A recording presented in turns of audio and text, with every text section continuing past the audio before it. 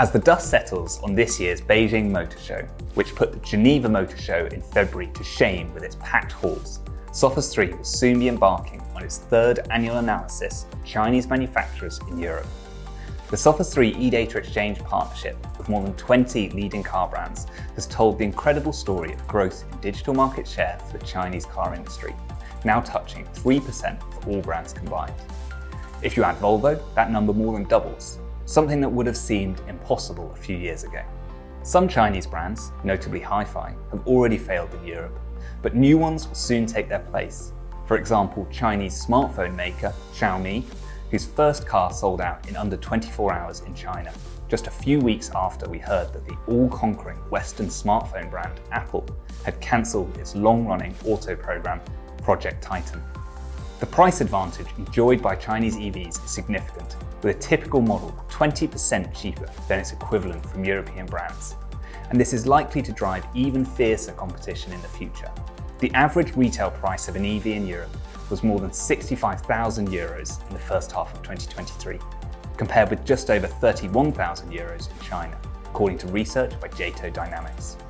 No wonder then that money is being thrown at incentives to encourage more EV sales by traditional brands, as illustrated by this piece of analysis by UK retail specialist ASI, which clearly shows how EVs have received the most support of any fuel type since the end of 2022. Anyone hoping that the European Commission will increase import tariffs when it concludes its investigation in the autumn is likely to be disappointed. Such is the price advantage of Chinese brands. Soon, several of them may be manufacturing in Europe too, from BYD in Hungary to Chery in Barcelona and Leapmotor in Poland. So what is the current online landscape for Chinese brands? Our research has identified 17 active brands across 13 European markets, led by Sweden with no fewer than 11.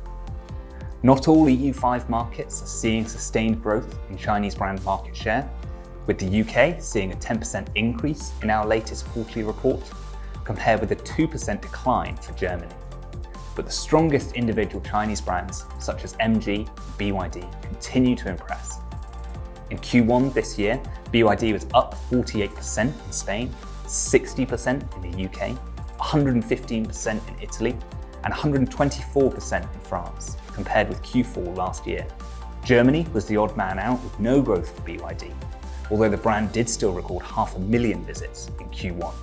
All of this digital activity is resulting in more sales, with Chinese brands winning an impressive 8% of battery electric registration share in key European markets in 2023, although the most successful have tended to offer a mix of petrol, hybrid and EV, such as MG, which is steadily climbing the sales charts in the Big 5 European markets.